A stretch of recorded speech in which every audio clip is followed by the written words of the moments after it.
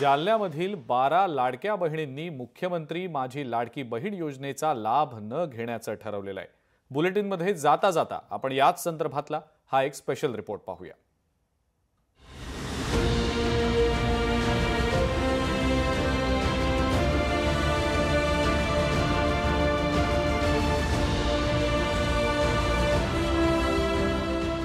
राज्य सरकारनं मोठा गाजावाजा करून लाडकी बहीण योजना आणली। या योजनेच्या बळावर महायुती सरकार पुन्हा सत्तेतही आली। लाडक्या बहिणींनी महायुती सरकारला भरघोस मतदान केलं, मात्र निवडणूक होताच या योजनेच्या नियमात बदल करण्याचे संकेत सरकारनं दिलेत। त्यामुळे या योजनेत पात्र ठरण्यासाठी लाडक्या बहिणींना काही निकष पूर्ण करावे लागणार आहेत। त्यात ज्यांच्या कुटुंबाचं उत्पन्न 2.5 लाखांपेक्षा जास्त आहे त्या लाडक्या बहिणी या योजनेस अपात्र ठरणार आहेत। तर जालन्यातील काही लाडक्या बहिणींनी स्वतःहून या योजनेचा त्याग करण्याचं ठरवल्याचं समोर आलंय।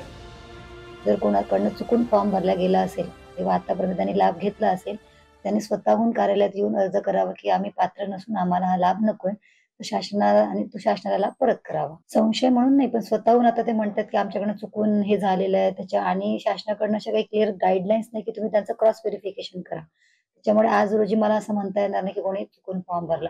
ज्यांच्याकडनं चुका झालेल्या ते लोक येऊ लागलेत समोर की आमच्याकडनं चुकून फॉर्म भरला गेलाय आणि आम्हाला हा योजनेचा लाभ नको। जालना जिल्ह्यातील 12 महिलांनी या योजनेच्या लाभास नकार दिलाय। तसे अर्ज महिला व बाल विकास विभागाला प्राप्त झालेत। त्यामुळे अपात्र असलेल्या महिलांनी स्वतःहून योजनेचा त्याग करावा असं आवाहन महिला व बाल कल्याण विभागाकडून करण्यात येतंय।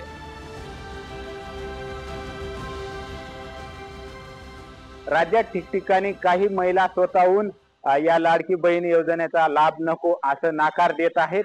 त्याच पार्श्वभूमीवर जालन्यात 12 महिलांना देखील हा लाभ आम्हाला नको असा नकार जिल्हा महिला बाल कल्याण अधिकाऱ्याकडे दिला आहे। सुधाकर जाधव, लोकशाही मराठी, जालना।